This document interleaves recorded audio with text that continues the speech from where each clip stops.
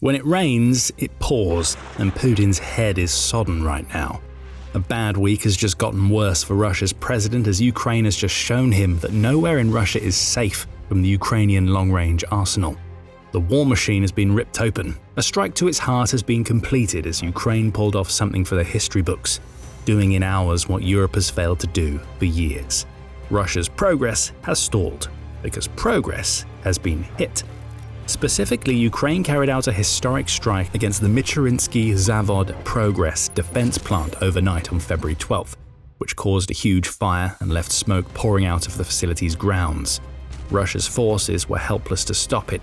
United 24 media reports that soldiers had to resort to small arms fire to stop Ukraine's incoming projectiles, likely due to an absence of air defenses at a plant that is absolutely vital to the Russian war effort. We'll explain how in just a moment. First, what we know about Ukraine's strike is that it took place in Russia's Tambov region, which is about 480 kilometers or almost 300 miles southeast of the Moscow Oblast. The region is home to extensive amounts of rail infrastructure, but it wasn't Russian logistics that Ukraine was targeting on the night of February 12th. It was a plant that is so vital to Russia's military aviation and, crucially, to the country's ability to produce missiles that it's been using to attack Ukraine's cities and energy infrastructure. Russia's authorities claim that they were repelling a massive UAV attack, News Sky reports, though it doesn't look like any actual repelling took place. A series of explosions rocked the Progress factory as Ukraine's long-range strike drones scored direct hits on their targets, creating a situation where the governor of the Tambov region, Yevgeny Pyevishov, was forced to admit that the strike occurred. Of course, he trotted out the old drone debris excuse, though he didn't use the specific words, as he claimed that the drones were shot down over the industrial zone where a fire broke out. In other words, Russia's air defenses failed. Ukraine's drones found their marks. News Sky reports that the Progress plant fire was so massive that it was visible from tens of kilometers away. Russian Telegram channels have also reported on what happened at the plant, noting that the authorities are already doing everything that they can to conceal the incident. The entrance to the plant has been blocked and there are rumors of casualties occurring. Frankly, there's not much that Russia can do to stop the news from breaking. A fire so massive that it can be seen from the surrounding town isn't exactly easy to hide. This strike is huge for Ukraine and devastating to the Russian war machine. Why? Well, the Michurinsky Zavod Progress plant is absolutely vital to Russia's war machine. As News Sky points out in its February 13th report on the strike, Ukraine's strike was calculated to destroy production buildings that contain complex equipment, rather than empty warehouses that won't cost Russia much. That complex equipment is responsible for manufacturing elements that are used in Russia's missile and aircraft control systems. This equipment includes electronic units, switching modules, and radio electronics elements, all of which a weapon or airframe needs to ensure that it's able to navigate to wherever it needs to go. In short, this is an attack that Ukraine conducted to utterly blind Russia's missile forces, and Ukraine needed to do that because Russia has ramped up its missile attacks on Ukrainian territory over winter. As the Kyiv Independent reported back in January, Russia has updated its mass missile and drone assaults. Where Putin's forces once attacked several types of targets, they have now homed in on Ukraine's energy infrastructure in a desperate attempt to freeze Ukraine out before the warmer weather comes and the war devolves back down to Russia hopelessly throwing its soldiers into the meat grinder. Russia's new tactics, which have been bolstered by increased missile production that seems to indicate that Western sanctions aren't working, are designed to overwhelm Ukraine's air defenses. That's according to Ukrainian defense expert and military officer Viktor Kevliuk, who says, "Such a mix of weapons in large quantities indicates a change in strike tactics. Instead of single-type attacks, Russia is trying to overload air defense systems with a complex set of threats." Russia's use of ballistic missiles, along with how debris from the missiles is now firing into Ukraine, suggests that many were built within weeks of being deployed. All point to sanctions not doing the job they're supposed to be doing. Russia is still receiving the components that it needs to make its missiles. It's still receiving what it needs for plants like Progress to continue manufacturing guidance systems and other equipment that make those missiles functional.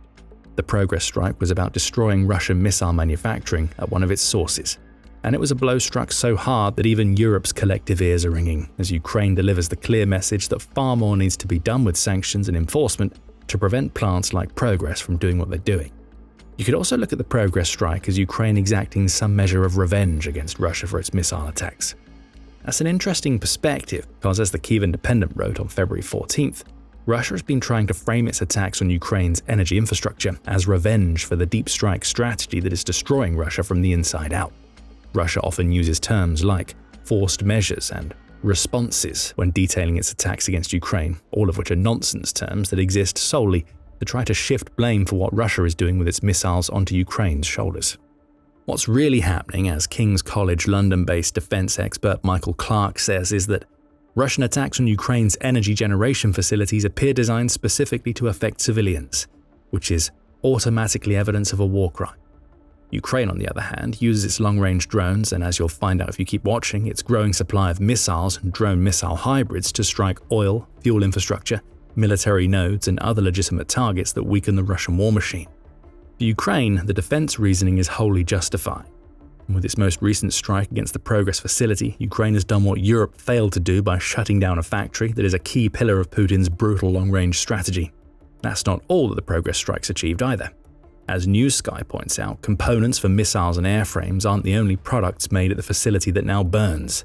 The outlet notes that the Progress plant also makes equipment that is used in the oil and gas pipelines that Russia uses to transport its most important products around the country and into the rest of the world. It almost goes without saying why this is another important aspect of Ukraine's historic Progress plant attack. If Russia can't build or maintain its pipelines, Ukraine has taken another bite out of an energy industry that is already collapsing to the point where the Kremlin made 50% less revenue from energy product taxation in January 2026 than it did the previous January. Oh, and if you add the electrical products for the civilian sector that the Progress plant produces, you even get a healthy dose of Ukraine bringing the pain of the war that Putin started back to Russia's people. Russia's reaction has been interesting. It's a mix of silent confessions, as we see with the usual drone debris excuses, and claims that it successfully repelled the strikes against the Progress facility. We saw something similar when Ukraine hit the plant back in June 2025, though that time Russia tried to pass off what happened as a local incident. This latest strike is too big to allow Russia to pull down the curtain on what happened, so you get this strange hybrid of admission tinged with denial. As Russia claims to have put out the fire, News Sky says Telegram channels are reporting on the burning being so intense that personnel and residents from nearby neighborhoods may be forced to evacuate. It's a tale of two stories, and we know that Russia's version is always laced with propaganda and lies. Now, we mentioned something about Ukraine using its missiles against Russia a little while ago. It did just that in another round of strikes that turned a historic night for Ukraine into a cataclysmic collapse of the Russian war machine for Putin. Before we get into that, you are watching The Military Show. If you haven't subscribed yet, now is the perfect time to do it. Back to the Ukrainian missiles. As one of Russia's key military component product plants burns, Ukraine has proven that it's able to strike hard against other targets using its own missiles.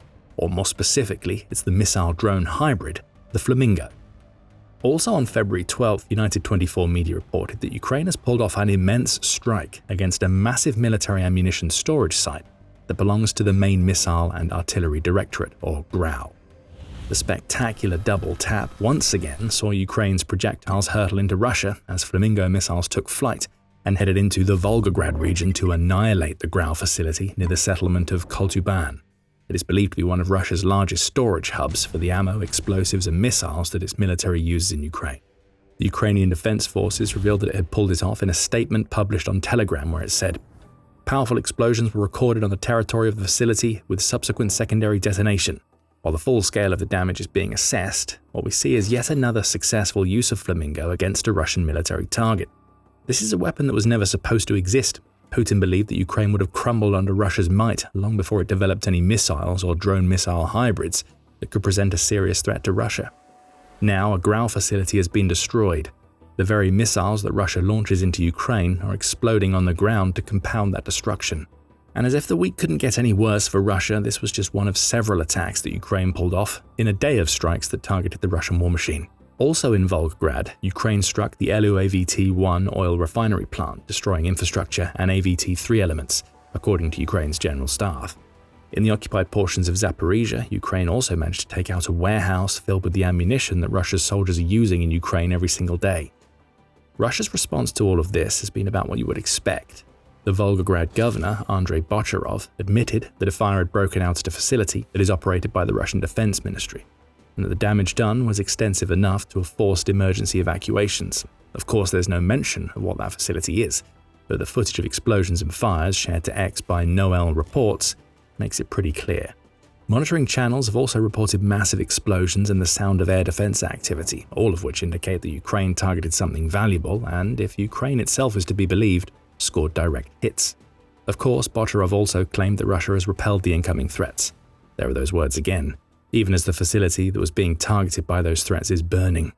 At this point, we're not sure if Russia's authorities know what the word repel means. You use it when your air defenses actually stop attacks, Botarov, not when a facility is hit so hard that the ammunition inside starts exploding too. Russia's defense ministry has kept its collective mouth shut about the Volgograd attack, according to United 24 media. It has said that air defenses shot down 106 Ukrainian drones on the night of the attack, with one of those supposedly taken out in Volgograd and 13 more in Tambov. But can anybody really believe that at this point?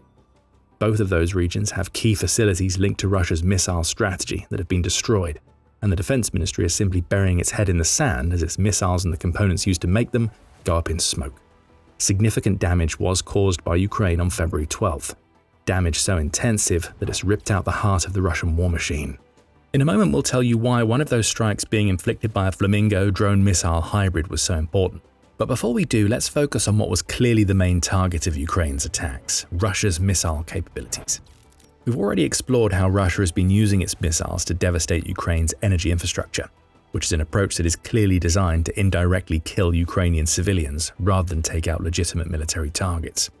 But Ukraine's big problem, according to a military analyst who spoke to the New Voice of Ukraine in December, is that Russia is now in a position where it's able to quickly replace the missiles that it's expending in Ukraine. According to Anatoly Krapchinsky, who is a former officer in Ukraine's Air Force and an aviation expert, Russia is now building enough missiles to enable it to carry out large attacks on Ukraine once or twice per week. By various estimates, Russia may have 500,000 Iskanders in reserve, several hundred Kh-101, Kh-555s, as well as significant stockpiles of Kh-59s and Kh-32s, Krapchinsky says. He even provides specific numbers, noting that Russia has been able to build stockpiles of between 300 and 350 Kh-101 and Kh-555 missiles, up to 500 Iskander-M ballistic missiles, around 250 to 300 Iskander-K cruise missiles, and up to 200 Caliber missiles. Altogether, this gives the aggressor a large mixed stockpile that allows it to form powerful strike packages and maintain high-intensity terror, Krapchinsky adds, as he notes that Russia is replenishing its missiles at a rate of between 120 and 150% of its expenditure. In other words, for every 100 missiles that Russia is using in Ukraine, it's building between 120 and 150. This is a problem, and it's the precise type of thing that Western sanctions were supposed to stop Russia's missile manufacturers from making, and those manufacturers haven't been affected very much, at least not anywhere near the scale that Ukraine needs them to be affected. So Ukraine's historic strikes have clear purposes. Destroying the storage depot in Volgograd is enough to take some of Russia's missiles out of commission, but that will only be the case until Russia can move more of its projectiles into the oblast. Far more important is the strike on the Progress facility, because taking out the means of missile production ensures that Russia can't replenish its stockpiles. Ukraine is doing what sanctions failed to do. And it's doing it by continuing a deep strike strategy that's proven extremely effective. As News Sky notes, Ukraine has spent the last couple of years systematically developing its long-range capabilities so that it can pull off the kind of strikes that we saw in Volgograd and Tambov on February 12th. The creation of Flamingo is a perfect example. When Putin launched his invasion, drones were considered to be an annoyance that might hamper Russia's mighty military, but would be able to do little to stop it. Now Ukraine has a drone missile hybrid that packs an immense amount of firepower and can strike targets that are literally hundreds of miles deep in Russian territory. These long-range capabilities deliver three things to Ukraine. On the strategic front, attacks like those just pulled off represent a direct challenge to Russia's strategic depth. The Bloomsbury Intelligence and Security Institute noted as much in the wake of Ukraine's legendary Operation Spiderweb, which saw it take out a huge chunk of Russia's strategic bomber fleet, using drones that Ukraine snuck into Russia in trucks. These strikes represent a fundamental challenge to Russia's strategic doctrine, which has long relied on an ability to retreat into its territorial depth when under attack, the Institute said. Russia can't do that anymore, as Ukraine has weapons that can hit Russian assets so deep into Russia that those assets would have to be withdrawn to the point where they become non-factors in the war to no longer be affected. As Forbes added in December, Ukraine having the ability to pull off these kinds of strikes also gives it valuable leverage in peace talks. Putin is trying to characterize the Ukraine war as a fight in which Ukraine is on the brink of destruction, and it's only a matter of time before the Russian army sweeps through. He's been trying to say things like that for 4 years now, and every time that Ukraine takes out a missile production facility or a storage depot, it's a reminder that Putin's deception is born from the desperation he feels now that the deep strike strategy has brought his war back home. And of course, there's also the cost. Between January and August 2025, Ukraine's strikes inflicted $74.1 billion worth of damage on Russia, which amounts to 4.11% of the country's annual gross domestic product.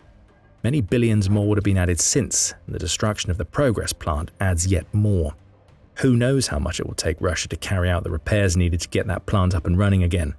Russia has to make those repairs. It can't afford to be without a plant that is so vital to its missile-based strategy.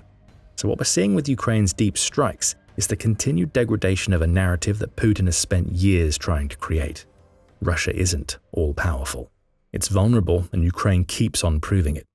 With Flamingo, it even has the perfect weapon for the job. Capable of traveling for around 3,000 kilometers or about 1,860 miles, and able to deliver a 1,150 kilogram or 2,530 pound warhead, Flamingo is a threat to Russia.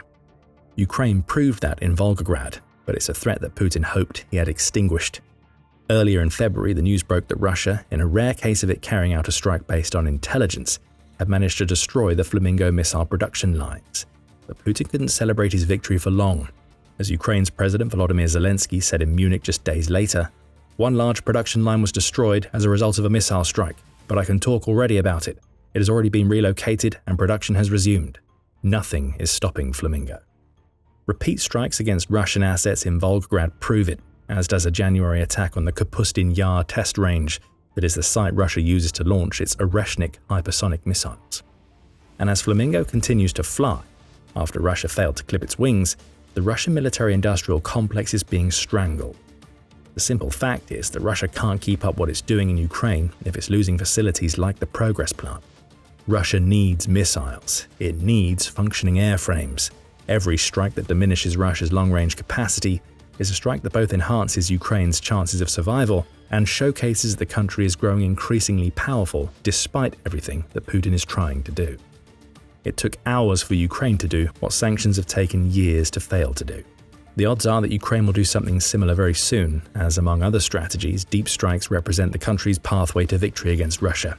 Massive investments in backup power, hardened infrastructure, and Ukraine's precision strikes are combining to make 2026 the year that Ukraine can win the war. Find out more in our video, and if you enjoyed this video, remember to subscribe to The Military Show for more coverage of everything that Ukraine does to shatter the myth of the Russian war machine. And thank you, as always, for watching.